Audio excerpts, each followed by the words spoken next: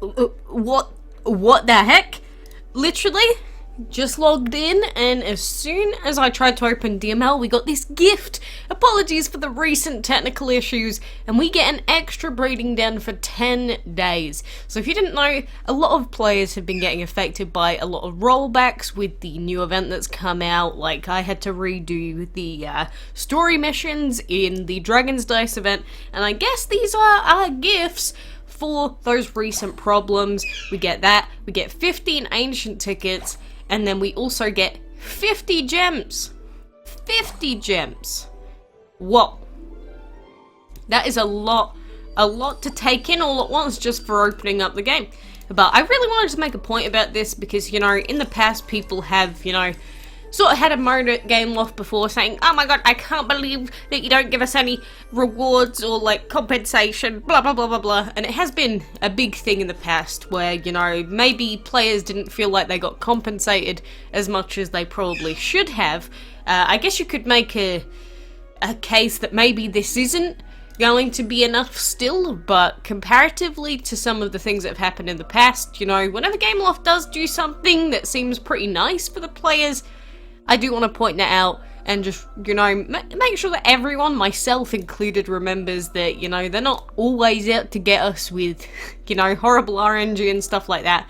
And the best thing about having this bonus breeding den is the fact that now, with the breeding quests, it's going to be even easier. So say you want to breed a dragon just to get the 200 points, then you could be breeding that and get the exact amount of points that you want, and then in the other one you could go and breed whatever the heck you might want. Who knows, maybe that's a cottontail dragon who has like 7 billion outcomes, maybe it's the cancer dragon. Right now the timing on this is pretty damn good because it means that we can breed for that extra dragon if we want to, and we do actually get some use out of it because of the current events. The only thing is, right now I've just been exclusively trying to breed for Sagittarius, and that is my main thing that I've been going for here. So I've already used this combination with the Imperial and Metal Dragons in the first breeding den, so then you gotta think, what is the next best thing that I want to put into the second breeding den to try and breed Sagittarius. And you know, I actually have forgotten, so I'm gonna go and open up my own video because I'm a scumbag. And I'm gonna find out that the second best combo for me to use is gonna be Fire plus Regal. See how easy that was? You see how easy that was? Oh, you see, that's the beauty of it. Except when the game crashes like it just did right then it doesn't work out as planned. Now Gameloft, I just sang your praises. Please, please, do not make me take that back. It's like as soon as I say something nice, something else bad happens. So, again, we've got the chance of breeding Sagittarius here. We're going to breed, and what do we get? Not Sagittarius. Now, the chances of that happening were pretty high, but now we actually can have 2 breeding dens going instead of 1. So, considering we haven't bred Sagittarius yet, let's hope it doesn't go down the Libra route, and we can actually get some value out of it. But I'm feeling pretty good about getting that extra breeding den, not gonna lie. I'm feeling pretty good about it all together. So on top of that, I should probably also do some of Monk's Journey. But, you know, what sort of dragons are you breeding at the moment? If you've already got Sagittarius, what are you actually breeding?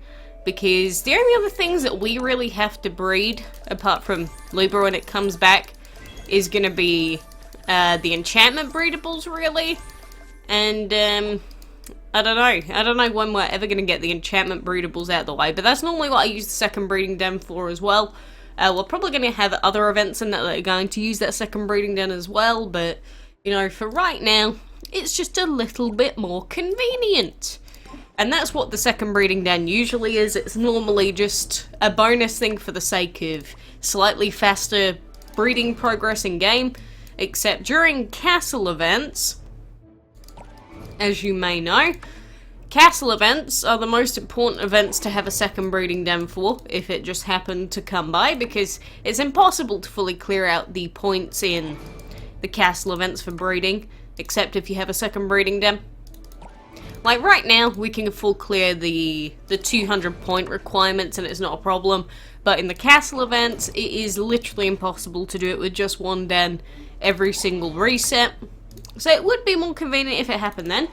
But, you know, if you ever do have a second breeding den relic, then you either want to be using it probably during castle events, or you want to be using it during special chain breeding events like we have that are going to be going on throughout this month, because we do have more than just the Cottontail breeding blitz event. We also have the other ones with, I think one of them's a new dragon, one of them's an old dragon, so you might get some value out of it then. So aside from that, what do we have? Collect 3 epic keys in the Dragon's Dice event. So we are going for epics, not ancients, so we're going for yellows. Now, let's collect this first.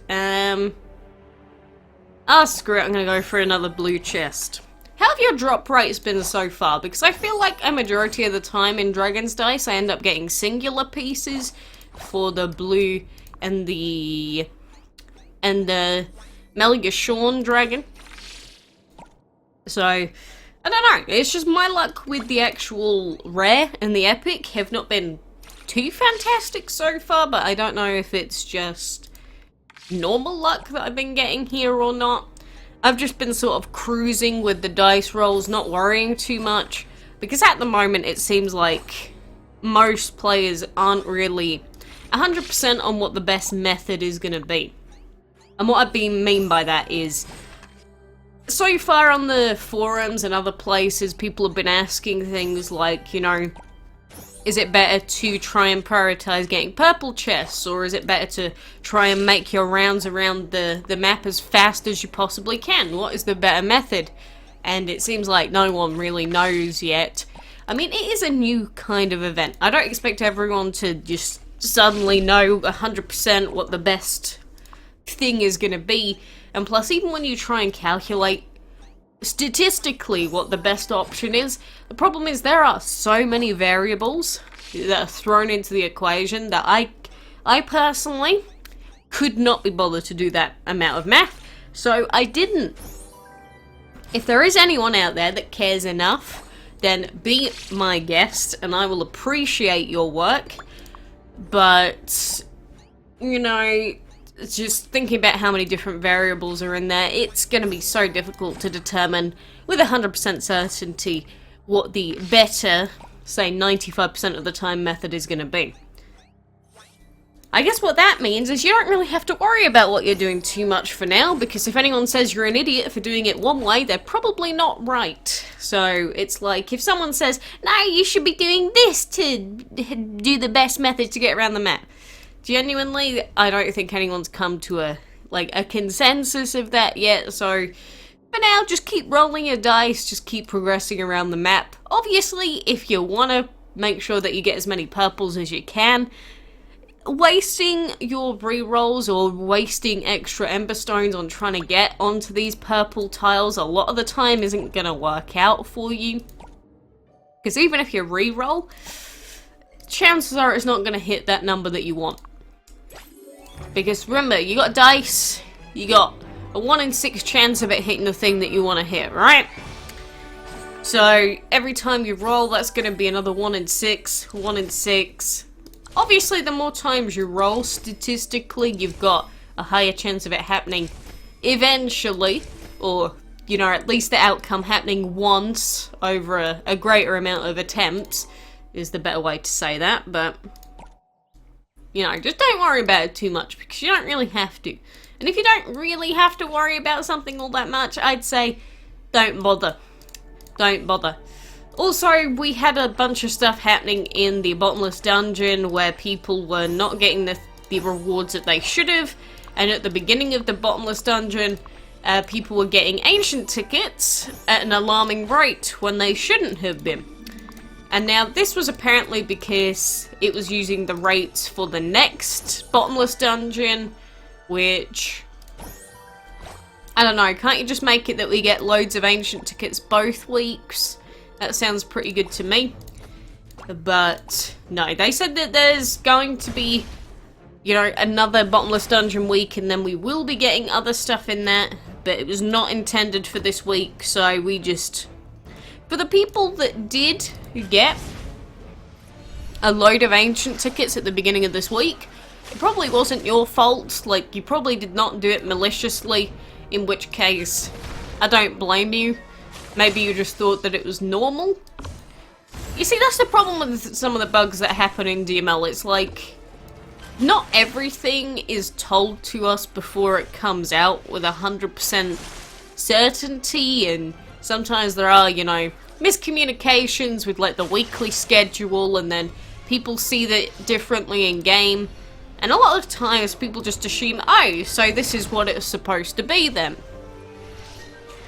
But actually a lot of the time it wasn't meant to be like that at all. And that was what happened at the beginning of the Enchantment League chess.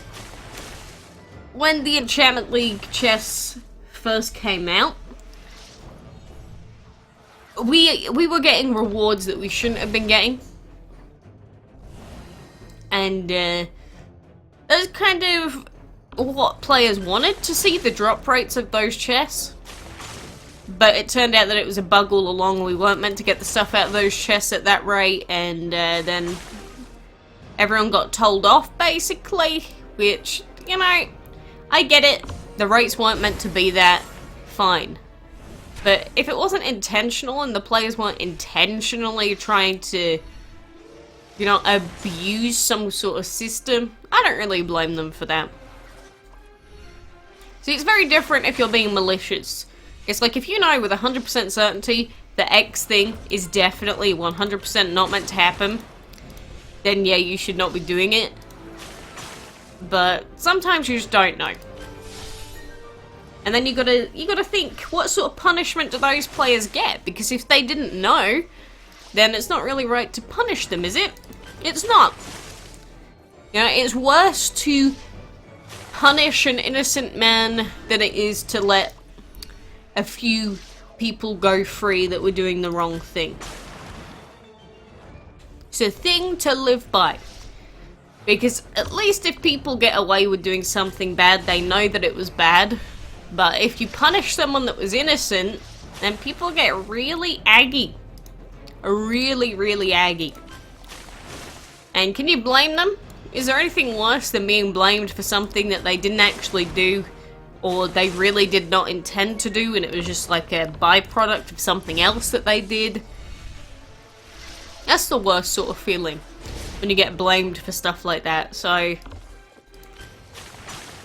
don't know. It's like, I want to be on the side of the players, but I know so many people that, like, actively on social media have admitted to abusing clan events knowingly. And it's like, why would you admit to that? Why would you tell me? Why would you tell everyone in this DML group? Or whatever other gaming group it's been? I don't know. It's like how I've had people say before, oh, it's in the game's code, therefore I'm allowed to do it. And they were talking about a bug that was like so ridiculously broken that no one should ever be allowed to do that. And it's like, no, that's not how that works.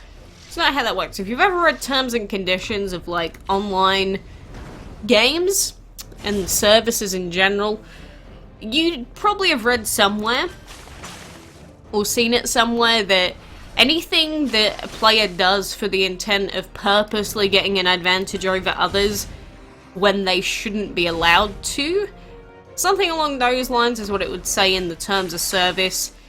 You're not allowed to do that. So if you knew that it was a bug and you were intentionally abusing said bug for the distinct purpose of getting an advantage, then you're breaking TOS. And a lot of people don't realize that. A lot of people are either on the side of everything's bad, or they're on the side of it's not my fault that it's coded bad, therefore I can abuse it. And that's not just in games like DML, that is mostly in competitive games where you'll see people with that sort of sentiment. Because they're like, oh, it's any man for himself, anything to win. It's like, no. I thought the purpose of, you know, competition was competition. I thought competition was supposed to be fair. What's the point of having competition if it's not fair? I don't know. Anyway, that was more of a like personal tangent there, because people that intentionally abuse bugs in online services to get really massive advantages. Not a fan of that. If people abuse bugs just to get like a cool visual glitch, I don't see any issue with that, because I think that's just funny. But if you're going to do something and it will indeed impact on other players that you play alongside, that's something really different. So if you're one of those scummy folks that likes to do that, I don't agree with you. Change your sentiments, my friend. Or should I even call you my friend? If you're an abuser.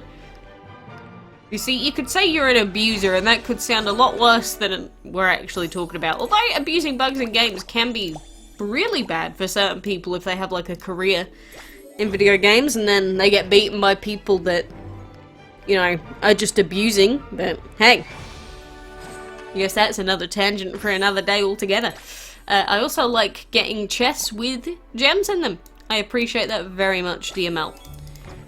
So, for now, I just hope that you're aware of the rewards that you should be getting, as in compensation gifts for the recent problems. So all that you should need to do is log in, and you should get them for free skis. If you don't, you might want to get in contact with support and go, hey, why did I not get anything? Ree! And maybe they'll help you out then. I don't know if it's across all servers or not, but I was definitely hit by the rollbacks myself. I know that people on Android were hit by some of the rollbacks.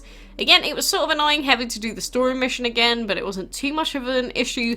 But some people got hit with really big problems, like they were opening up the chests, like they were opening up ancient chests. Some of them got 200 plus pieces for Pokra, and then when they opened their game up again, they didn't have the pieces. If that happened to you, please get in contact with support, because you really don't want them to take away any of your Pokra pieces. But only do it if the next time you open it, you didn't have as many. I mean, what? I never said that. I never said that. Anyway, for now, thank you, and take care, my friendie.